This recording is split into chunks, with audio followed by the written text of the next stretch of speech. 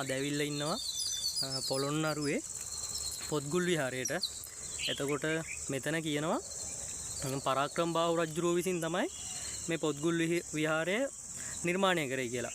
ඉතින් වංශ කතාවේ කිසිම සඳහනක් ඒ කියන්නේ මේ පොත්ගුල් විහාරයක් ඉදි කරපු බවට කිසිම සඳහනක් නැහැ කියලාත් කියනවා. ඒ කියන්නේ කිසිම සාක්ෂියක් හම්බ වෙන්නේ නැහැ කියලා. ඉතින් මේ හරියට ආවට පස්සේ මේ ඒ කියන්නේ පරාක්‍රම බාහු රජුරුවන්ගේ කියනවා පිළිමයක් තියෙනවා. එතකොට එතන හම්බ වෙන සාධකත් එක්ක ඔයාලට කියද්දි මේක ඉතිහාසය ගොඩක් මේ දුරට යනවා.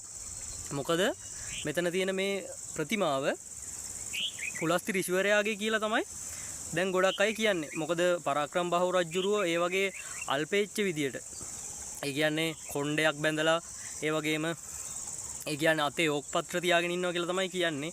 එතකොට පුලස්ති ඍෂිවරයා තමයි ඕක් පත්‍ර ආශ්‍රිතව තමන්ගේ ඒ කියන්නේ ලියන දේවල් ඒ කියන්නේ ග්‍රන්ථ සටහන් කරද්දී ඕක් පත්‍ර ආශ්‍රිතව තමයි මේ පුලස්ති ඍෂිවරයා ග්‍රන්ථ ලිව්වේ කියලා කියනවා. එතකොට ඒ ඕක් පත්‍රත් අතතිව ඒ කියන්නේ ඊටාම තල්පේච්ච විදියට ඒ කියන්නේ පාවහන් මිරිවැඩි සංගලක්වත් නැතුව තමයි ඉන්නේ. එතකොට මෙතන කිසිම රජ කෙනෙක්ගේ ඒ කියන්නේ රජ කෙනෙක් කිසිම විදියකට නිරූපණය වෙන්න සාධක නැහැ. එතකොට මේ ගැන පොඩි ඒ කියන්නේ පොඩි හැඳින්වීමක් ඔයාලට කරොත්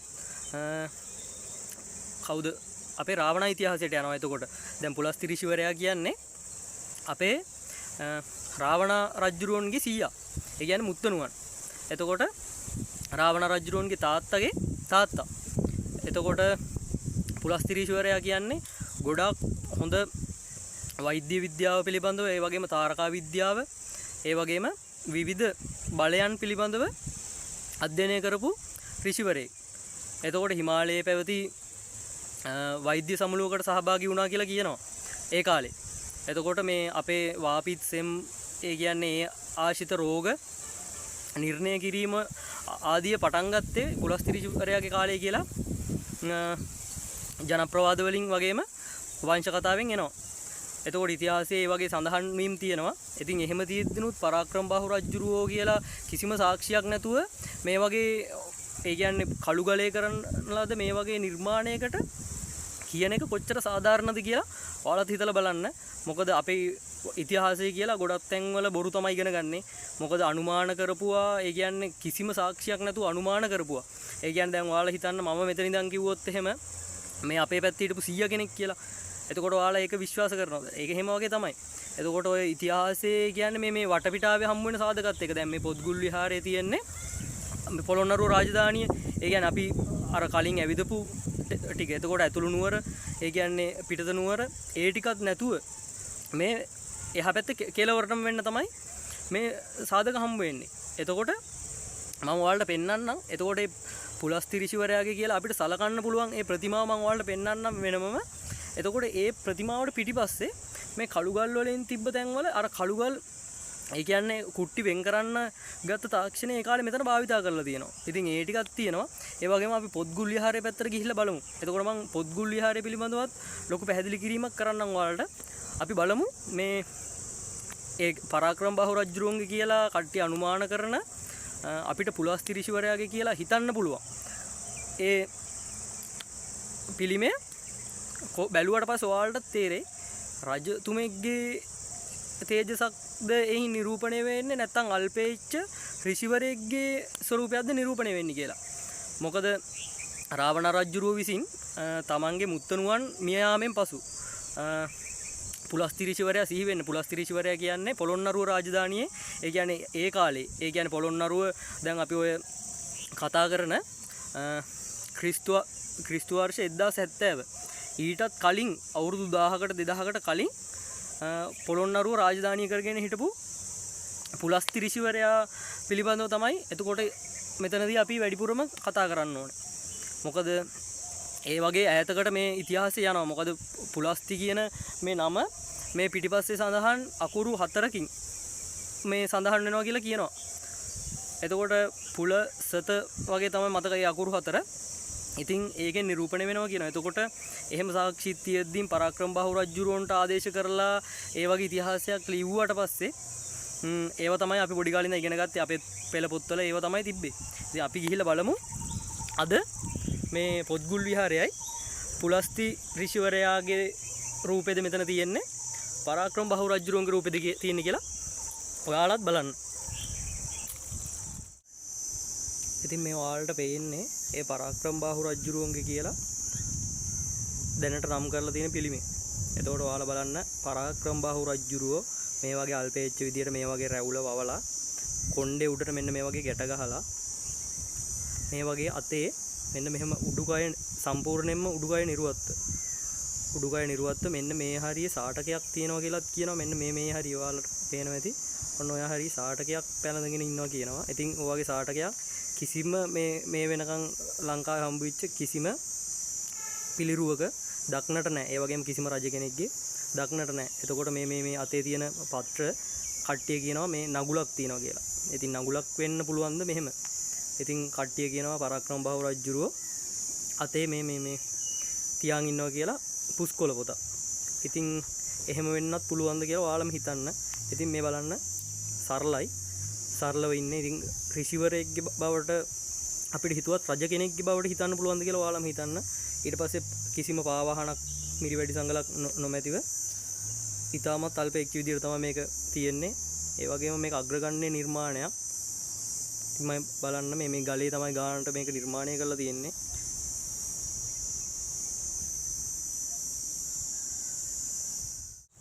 ඉතින් ඔයාලට එහෙම තමයි පරාක්‍රම බහු රජුරුවන්ගේ කියලා ඔය සැලගෙන ඒ පිළිමේ බලා ගන්න පුළුවන්. ඉතින් ඔයාලටම තේරෙනවා ඇති ඒ රජ කෙනෙක්ගේද එහෙම නැත්නම් ඍෂි කෙනෙක්ගේද කියලා. ඉතින් ඔයාලම තීරණය කරන්න ඒක කාගේද කියලා. ඉතින් මගේ මතයට අනුව ඒ තමයි පුලස්ති ඍෂිවරයාගේ රාවණ රජුරුව විසින් නිම කරපු ගල් පිළිමේ. මොකද පොළොන්නරුවේ ඒ කියන්නේ ඒ කාලේ පුලස්ති පුරවරේ කියලා සලකලා තියෙන්නේ පුලස්ති ඍෂිවරයා නිසා කියලා තමයි කියන්නේ. එතකොට ඒ කාලේ කරපු පිළිමේ තමයි මෙතන තියෙන්නේ.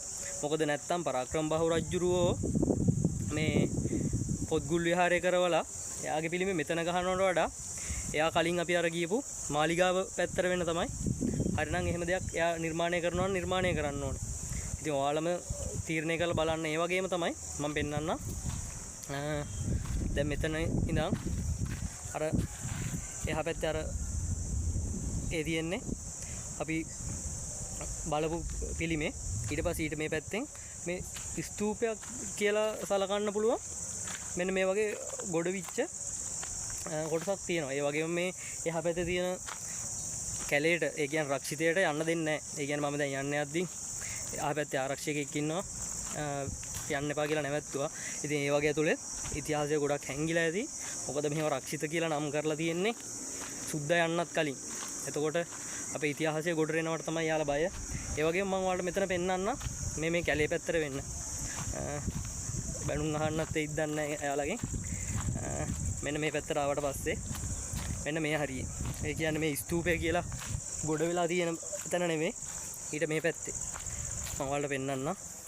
මේ තියෙන්නේ ඒ ඍෂිවරයාගේ පුලස්ති ඍෂිවරයා කියලා අපිට හිතන්න පුළුවන් පිළිමේ. ඊට පස්සේ මෙන්න මේ පැත්තේ උඩ අඩිපාරක් වගේ තියෙනවා. මෙන්න මෙතන ස්තූපය කියලා කොටසක් තියෙනවා. මෙන්න මේ හරියේ. ඔයාලා බලන්න කළු ගලින් කරපු බැම්මක් තියෙනවා. ඔයාලා හොඳට බලන්න. එතකොට මේ ඉතිහාසය ඔයාලම හිතන්න අපිට මේ ඇත්ත ඉතිහාසයද උඩට අරන් තියන්නේ කියලා. ඔයාලම හිතලා බලන්න. මේ තියෙන්නේ කළු ගල් කුට්ටි. මේ බලන්න හොඳට කළු ගල් කුට්ටි. මේ කළු ගලට තව කළු ගලක් සම්බන්ධ කරලා තියෙන්නේ. ඒ කියන්නේ මෙතන බැම්මක් තියෙන්නේ. මේ හරිය. මේ බලන්න කළු ගල් බැම්මක් තියෙන්නේ. එතකොට මේ බැම්ම කෙලින්ම මේ කැණීම් කරොත් හරියට මෙන්න මේ ඇතුළට යනවා. ඉතින් මේ සම්පූර්ණ ඒරියා එකම ඒ කාලේ ඉතිහාසය ගොඩට ගන්න පුළුවන් නැත්තම්. ඉතින් මේවා එළියට ගන්න නැතුව මෙයාලා මෙහෙම තියන් ඉන්නේ ඇති කියලා අපිට හිතන්නත් බෑ. ඇයි මේ අපේ ඉතිහාසය අංගන්නේ කියලා අපිට හිතන්නත් බෑ. අපි යම් බලන්න ඉස්සරහට තව.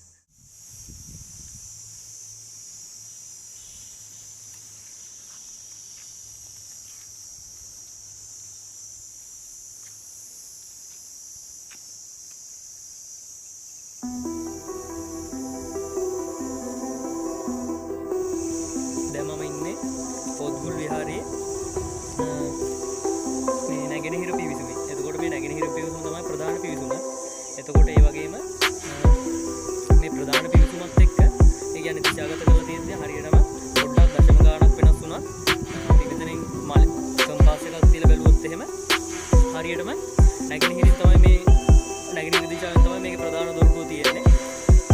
ඒ වගේම මේකේ වටේ ඒ කියන්නේ ස්තර තුනක් තියෙනවා. ඒ කියන්නේ මේ ඒ කියන්නේ පහළ මළුව තව මළු තුනක් තියෙනවා. දැන් මම ඉන්නේ පහළම එකේ. ඒ වගේම දෙවෙනි මළුව පළවෙනි මළුව. දැන් අපි පල්ලෙහා ඉඳන් ගත්තොත් මේක පළවෙනි මළුව, දෙවෙනි මළුව උඩම තියෙනවා තුන්වෙනි මළුව. ඉතින් මේක ඉතිහාසයේ අපේ රටේ තිබ්බ පැරණිම පුස්තකාලය කිව්ව නිවැරදි. ඒ කියන්නේ අපේ රටේ හම්බ වෙන භික්ෂුන් වහන්සේලා උදෙසා නිර්මාණය කරපු පැරණිම පුස්තකාලය. ඉතින් මේක සම්පූර්ණයෙන්ම කාලිංග මාගලා ආක්‍රමණය කරාට පස්සේ සම්පූර්ණයෙන් මේ පොළොන්නරුව බිඳ වැටෙනවා.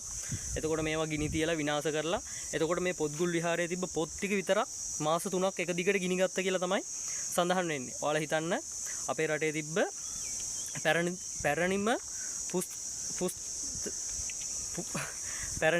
පුස්කොළ පොත් සියල්ලම විනාශ කරලා තියෙන්නේ. එතකොට මේකේ පුස්තක කීයක් තියෙන්නේද? එතකොට මාස 3ක් තිස්සේ ගිනි ගන්නවා කියන්නේ ලේසි පාසු පොත් ගොඩක් නෙවෙයි මේකේ තිබිලා තියෙන්නේ. මම ඔයාලට උඩර ගිහිල්ලා පෙන්නන්නම්. මේක ඔයාලට පේන අපිට මෙතනට ආවට පස්සේ පේන විදිය. ඒ වගේම මේක වටේ ලොකු තාප්පයක් තිබිලා තියෙනවා. ඊට පස්සේ මේකේ ලොකු ගඩොල් බැමි කීපයක්ම තියෙනවා. මම ඉතින් පෙන්නන්නම් ඒ ටික ඔයාලට. ඉතින් මම මේ ඔයාලට කිව්ව නැගෙනහිර පිවිසුම තමයි මේ තියෙන්නේ.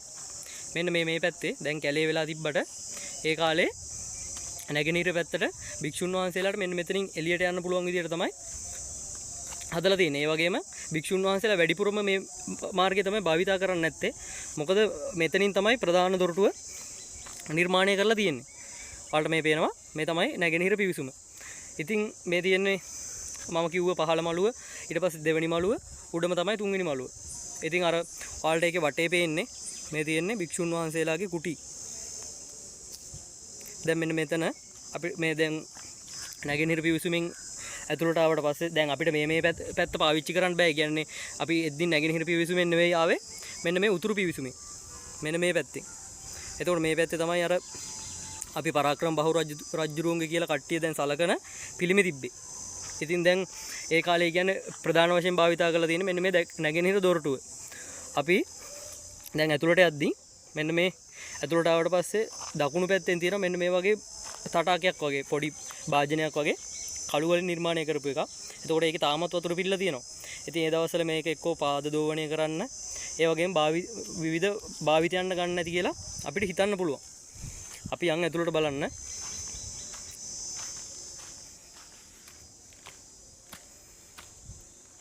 දැන් අපි ඉන්නේ දෙවෙනි මළුවේ. මෙතන පඩි දෙකක් එක්ක අපිට දෙවෙනි මළුවට එන්න පුළුවන්. ඉතින් මේ දෙවෙනි මළුවේ තමයි මම කිව්ව මේ භික්ෂුන් වහන්සේලාගේ කුටි පිහිටලා තියෙන්නේ. ඉතින් අපි මේ දැන් ඇතුළට යන තැන දකුණු පැත්තෙන් තියෙන බෝඩ් එක. ඉතින් මේ පොත්ගුල් විහෙර ගැන තමයි මේ සම්පූර්ණ සඳහන් කිරීම තියෙන්නේ. අපි ඇතුළට ගිහිල්ලා බලමු.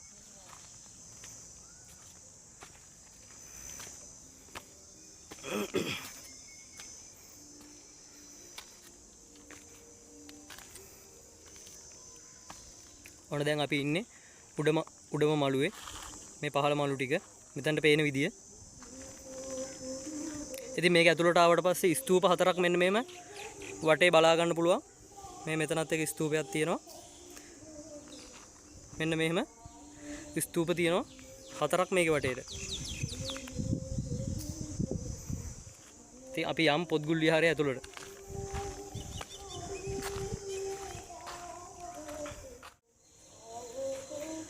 ඉතින් මේ තමයි පොත්ගුල් විහාරයේ ඇතුළ. දැන් මම පොත්ගුල් විහාරය ඇතුළට එද්දින් ඔයාලට කියන්න ඕනේ ඒ කාලේ කාලිංග මාග ආක්‍රමණය කරාට පස්සේ මේ අපේ ඒ කියන්නේ මේ පුස්තකාලේ සම්පූර්ණයෙන්ම ගිනිපත් කරලා තියෙනවා. එතකොට මාස 3ක් තිස්සේ එක දිගට නොනවත්වාම මේ විහාරය ගිනිගත්තයි කියලා තමයි කියන්නේ. එතකොට මේ පුස්තකාලේ ගිනිගත්තා කියලා තමයි කියන්නේ. ඉතින් ඔයාලා හිතන්න අපේ පුස්තක ඉපැරණිම පුස්තක කී දහක් මේකේ ගිනි ගන්න නැතිද? කොච්චර විනාශ වෙන්නේ නැතිද? ඉතින් ඒක නිසා අපිට හරි ඉතිහාසයක් ඒ කියන්නේ ගොඩක් ඇත්තම ඉතිහාසය අපේ එළියට අපිට ගන්න පුළුවන්ද කියලා අපිම තමයි බලන්න ඕනේ. ඉතින් මේක ඇතුලේ වක්‍රාකාරව තමයි මේ බිත්තිය නිර්මාණය කරලා තියෙන්නේ. මේ සම්පූර්ණයෙන්ම බිත්ති වක්‍රාකාරව තමයි නිර්මාණය කරලා තියෙන්නේ. මේ බලන්න හරියටම වක්‍රාකාරව තමයි මේක ඇතුලේ නිර්මාණය කරලා තියෙන බිත්ති.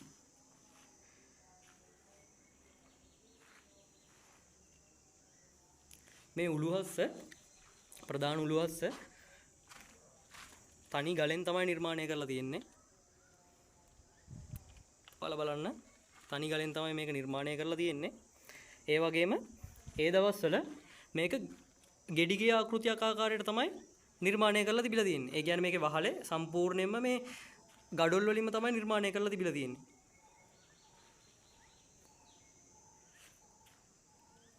දැන් ඉතින් සම්පූර්ණයෙන් විනාශ කරලා දැන් මේ ආකෘති ටික තමයි අපිට බලා ගන්න තියෙන්නේ.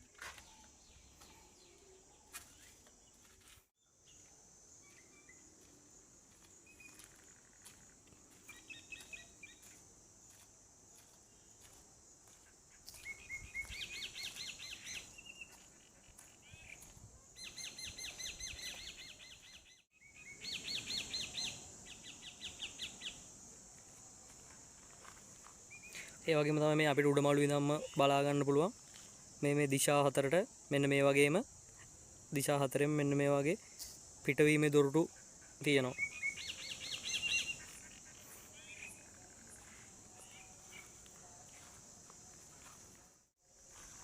ඉතින් ඔයාලට බලා ගන්න පුළුවන් වෙන්නේ නැති අපේ ඒ පිටවීමේ දොරටු එහෙම කොහොමද දිශාගත කරලා තියෙන්නේ කියලා. ඒ වගේම මේ කැලේට ගිහිල්ලා මේ ඒ කාලේ ආපු පාරවල් පෙන්වන්න විදිහක් නැහැ. ඇතුළට යන්න දෙන්නේ නැහැ. ඉතින් මේ ටික තමයි ඔයාලට ප්‍රධාන වශයෙන් පෙන්වන්න තියෙන්නේ. එතකොට මේ පොත්ගුල් විහාරය කියන එක පොත්ගුලක් කියන්නේ ඒ කාලේ පුස්තකාලයක්. එතකොට මේ පුස්තකාලේ තමයි දැන් මේ ගිනි අරගෙන සම්පූර්ණයෙන් විනාශ වෙලා තියෙන්නේ.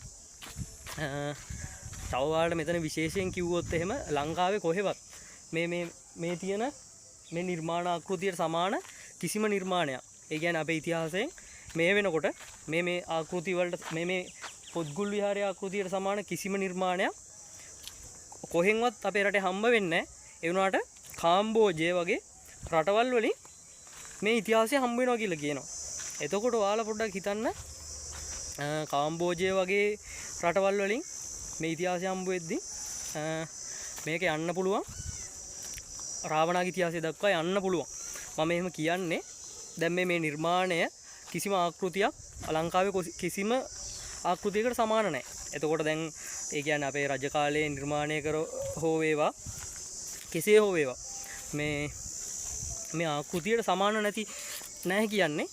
ඒ කියන්නේ මේ වගේ නිර්මාණයක් ඇතුලේ මේ ඒ කියන්නේ මෑත කාලේදී කරලා නැහැ. එතකොට මේ වගේ නිර්මාණයක් ඉතුරු වෙලා තියෙන්න එපා. ඒ කියන්නේ මේ වගේ එකක් ඒ කාලේ දැන් රජවරු විසින් කොහේ හරි හැදුවොත් නෂ්ටාවශේෂයක් හරි තියෙන්න ඕනේ. එහෙම නැහැ. ඒ කියන්නේ ලංකාවටම මේක විතරයි. මේක විතරයි මේ වගේ ආකෘතියකට තියෙන්නේ. එතකොට මේක කාම්බෝජය වගේ රටවල් වලින් හම්බ වෙන ආකෘතියක් ඉතිහාසයට මැච් වෙන්න.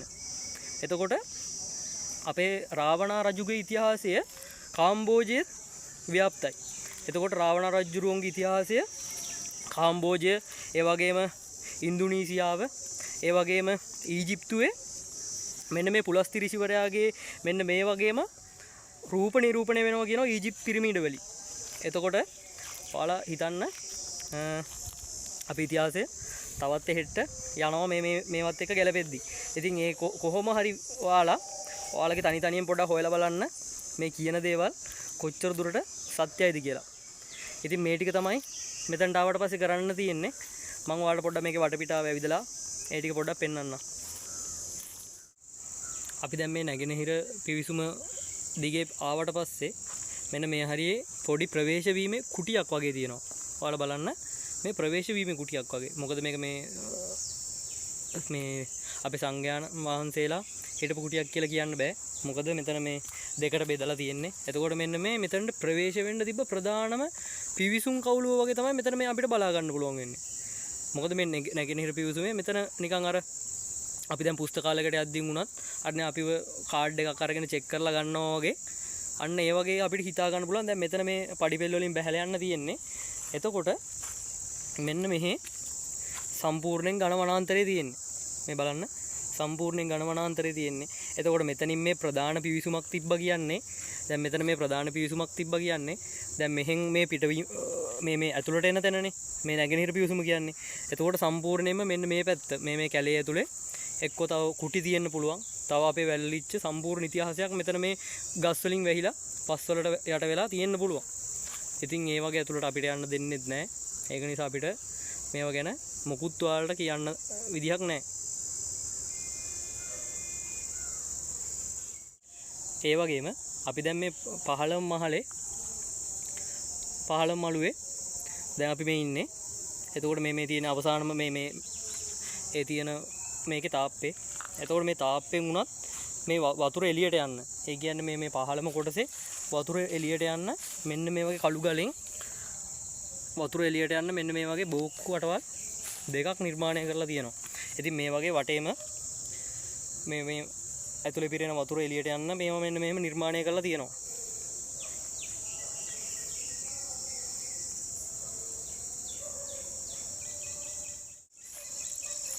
ඉතින් අපි මේ නිර්මාණ දිහා බලද්දී මේ එක නිර්මාණ එකම කාලවලට නෙවෙයි. ඒ කියන්නේ මේ අපි දැන් අනුරාධපුර යුගය කියලා කියනවා, පොළොන්නරු යුගය කියනවා, දඹදෙනි යාපහුව ඔහොම කියනවනේ. දැන් එහෙම කිව්වට අපි දැන් ඒ කාලේ හිටපු රජුරුවන්ට ඒ තිබ්බ ඔක්කොම ටික ආදේශ කරනවා. හරිද? එතකොට මේ තිබ්බ ඔක්කොම ආදේශ කරලා ඉවරලා කියනවා මේ රජුරුවන්ගේ කාලේ මේක නිර්මාණය කරා වෙන්න පුළුවන්. ඒ කියන්නේ කිසිම සාධකයක් නැතුව අන්න එහෙම කියනවා. දැන් අපේ රටේ විවිධ ස්ථානවලින් දැන් සීගිරිය කියන්නේ කාශ්‍යප රජුරු හැදුවා කියලානේ කියන්නේ. ඉතින් ඊටත් ඉතිහාසයක් සීගිරියට තියෙනවනේ. ඒ වගේ තමයි මෙන්න මේ වගේ ඉතිහාසය සම්පූර්ණයෙන් හැංගිලා තියෙන්නේ. දැන් මෙතනට ආවට පස්සේ මේ කැලේට වෙන්න විවිධ ගල් කණු පේන්න තියෙනවා.